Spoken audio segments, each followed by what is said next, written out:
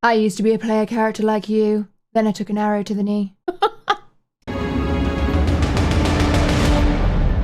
Hello, you wonderful people, you. I'm Dracthonia, and I'm here to help you in your pursuit to your best self, one game at a time.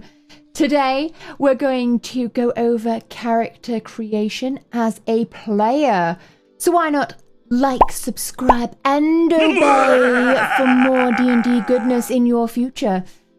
Let's get on with it, shall we?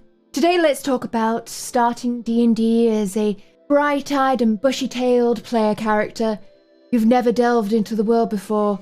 You're excited to play with elves and orcs and stab things in imaginary worlds and explore fantastical lands. And then someone gives you the character sheet and, dear God, you want to run away and scream. But it's okay. I'm here to slowly draw you in to D&D and tempt you in the ways of being a player character without all of the scary bits. So, creating a character for the very first time can be a little daunting, especially when it comes to the character sheet, but at least it's not Pathfinder, so you're okay.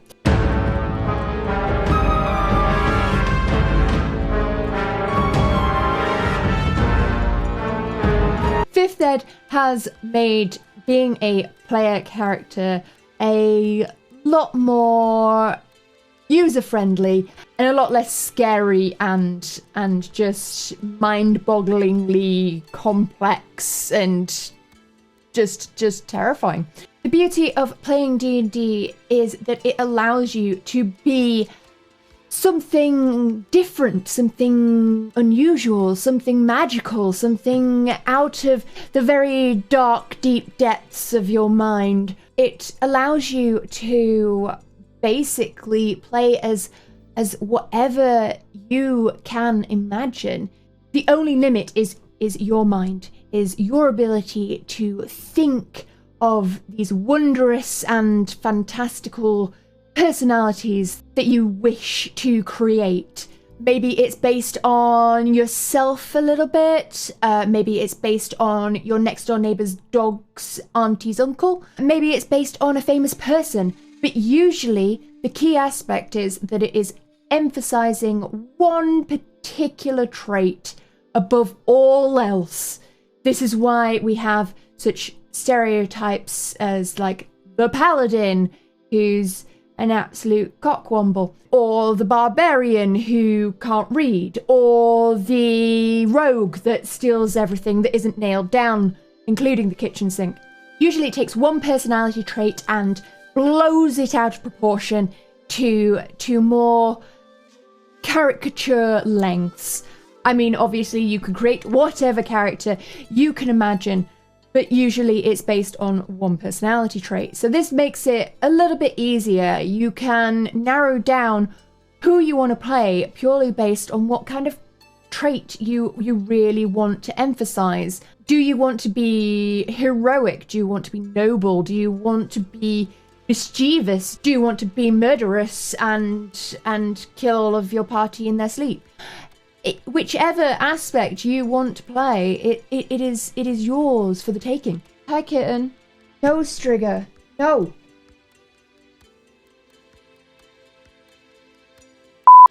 One of the things that I really like to emphasize with any group that I play with is that your character isn't you. Embrace the chaos of creating your very own new being. Become the god that Black and White trained you to be. You know you want to. Your character may be a representation of you, it may be a particular caricature of you, but your character isn't you. Your character is a fictional creation of your imagination. It is something that you do invest a lot of time in, it's something that you do have an emotional connection to, but it isn't you. Therefore, the actions of your character or the actions of others in regard to your character aren't reflective of you.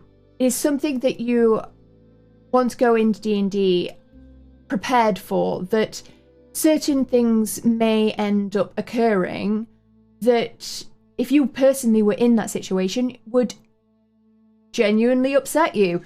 But it's a story. You're creating a story and you're telling this story with a group of people. The fact that your character tends to be a caricature of various personality traits means that people may react strangely to things that you say or actions that you take or choices that you make. And that is because the other player characters and the NPCs are there in themselves caricatures. So they are going to have extremes of personalities. So when we have, for example, Bob the bartender, he may be the most boring, deadpan individual you have ever met. But that doesn't mean that the person playing Bob the bartender is themselves the most boring individual that you've ever met. I mean, they may be, but that's personal opinion. It isn't reflective of your own personality. It's something to bear in mind before getting extremely invested in any character that you create. In my opinion, there are 3 elements to starting D&D as a player. There is starting your character, there is creating your character, and there is playing your character.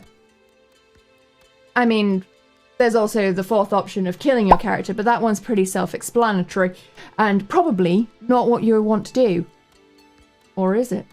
Now, starting your character is pretty much the most intimidating part of the entire process. It's the bit that scares everyone and puts people off, and it's actually the bit that's most easy to walk through with the player's handbook. You can find bog standard rolled up characters already ready for you. You can easily get help. There are many guides. It's not actually as difficult as you are led to believe. Likelihood is your DM has experience rolling up characters or some understanding of D&D in general, you'd hope. And for your first time, I would really strongly suggest going for as simple a character as you can muster stats-wise, and leave the homebrew monstrosities for later down the line when you're used to it, or when you are translating the character over to the next campaign. With the stats, also using something like Roll20 or D&D Beyond to roll up your character sheet is extremely useful. These help you build standardized characters. You can select templates, you can easily follow along with their character building guides. There is a lot out there to help you make the simplest character that you can hope for. Don't let it intimidate you or stop you from playing the game. There are so many resources and so many people out there that would be anxious to help you. All you need to do is ask. 2, when it gets to character creation, this is by far the more interesting part, and also the part that is least covered in the player's handbook, because it's really down to you. While you'll be wanting to make a simple character stats-wise, and there are many features in the stats that will allow you to create elements of your character in the fleshing out of the personality, it's all really down to your choices. Things in the stats that will help you build your character are going to be things like, what class did you go for? Barbarians are easy. Fighters are easy. Warlocks are for people that are chaos incarnate. It's going to be me that slaughters the world. And rogues are a nice middle ground, and personally my all-time favourite. What race are you? Are you a half-elf? Are you an orc? What skills have you gone for? Have you gone for a rogue that is more of a thief or more of an assassin? Because this will help you build your backstory. This will help you have the elements together that allows you to create the backstory. And for your first time, you don't need to make your backstory complicated and long. It just needs to have key elements of of personality and flavour that are specific for your character. Rule number 1, keep it simple, stupid. It's something that you could end up fleshing out for hours and hours and hours, and none of it's going to get used or read or looked at again. So do not try and write an entire novel for your character. Character creation can be as simple as whether or not your character has a scar on their left shoulder from a freak accident with a 3-headed puppy, or whether or not you have a dark and traumatizing past that no one could understand, and how could anyone have chosen any differently than what you did. But, you know, whatever floats your boat, really. As I said, with character creation, it also helps to pick a personality trait. This can also go hand in hand with what alignment you pick for your character.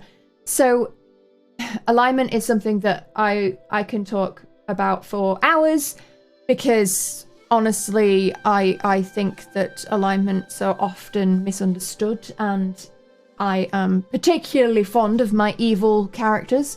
But, you know, using the standard assumptions of alignment, you can be someone who is a stickler for the rules.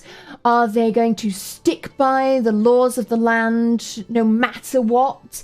Or are they going to be the mischievous, villainous types that will see how far they can push the rules and see what they can get away with? It's all up to you, but using alignment will help you pick those personality traits that allows you to make your over-the-top character.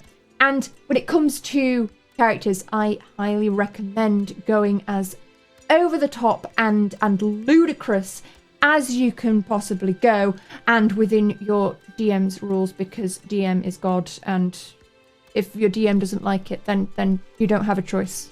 Okay? Don't question it. What a cruel and angry god! Going big and bold and ludicrous, and really pushing the boundaries of your character is, I feel, the most fun aspect of being a player in D&D. See how different you can make a character from the norm. How does your character contradict the norms of the land? Are they a rogue that doesn't actually steal? Are they a ranger that has no wildlife experience whatsoever, which is most rangers in my opinion? But are you a bard that can't sing? While not making your character complicated, this gives your character flavour and something fun for you to play with, and will again help you create your backstory. So each element feeds into the other, and when it comes to playing your character, utilise the elements that you have picked for your character creation to play to their strengths. You are not playing you, remember.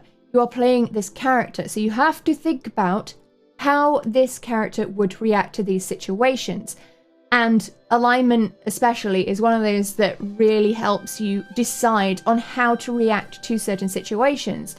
Now, often, from my experience, is that most people go for goody two-shoes or neutral characters. I, on the other hand, favour my evil characters, and absolutely love pushing the boundaries of every DM's patience by making sure that the evil character does not do what everyone expects them to do, such as murdering entire villages and burning the pubs, but in fact sitting out on fights and letting the party all die horribly. It's entirely how you interpret the alignment, really, that will allow you to create a character that is interesting and unusual and memorable, but most importantly, fun. You're supposed to be having fun with the game. You shouldn't feel like you are required to play a stereotype character, such as a bog standard fighter that has been in the army and knows how to use a sword and shield and doesn't do anything bad in any sense of the word, that has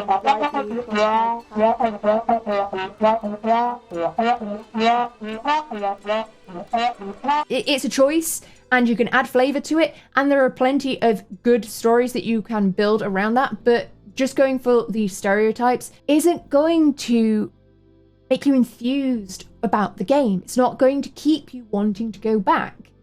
So the more ludicrous and out there character that you create, the more you're going to want to keep coming back and keep exploring what that character can do and where that character is going. And also, the more ludicrous characters are more likely to get their backstories put into the campaign, because it's going to be the most interesting. There's going to be the most flavour to play with. And really, every player should aspire to being noticed by their DM senpai. Lastly, when it comes to playing your character, you will have to learn a few rules. Things like ability checks are extremely important. Knowing how your weapons work, how you roll for initiative, and generally taking part in fights and turn-based combat are things that you would really benefit from knowing before you go into the game. However, if you are unable to learn all of it before your first campaign, don't fret. There are other people in that group. There are other people that probably have more experience, have more of an interest in it, have strange photographic memories that allow them to remember all of this stuff and not completely forget it 5 minutes after they've looked at it. You're not alone. You're not a solo player on your own trying to do D&D all by yourself. So talk to your group, talk to your DM, see what they can help you with, see what they can point you in the right direction for, or as you are doing, watch videos like this. And if this was helpful, then maybe you could tell me in the comments what more you'd like me to expand on. And while you're there, maybe you'd like to tell me what your character ideas are, or any characters that you've previously played that really stood out in your memory. But I hope this was a helpful, quick insight into starting out on your D&D adventures as a player. I really hope that more of you feel the urge to delve into it and give it a dabble. But I hope you all have a good week, and I will see you soon. Say bye, guys! I used to be an adventurer like you. Then I wrote up another character.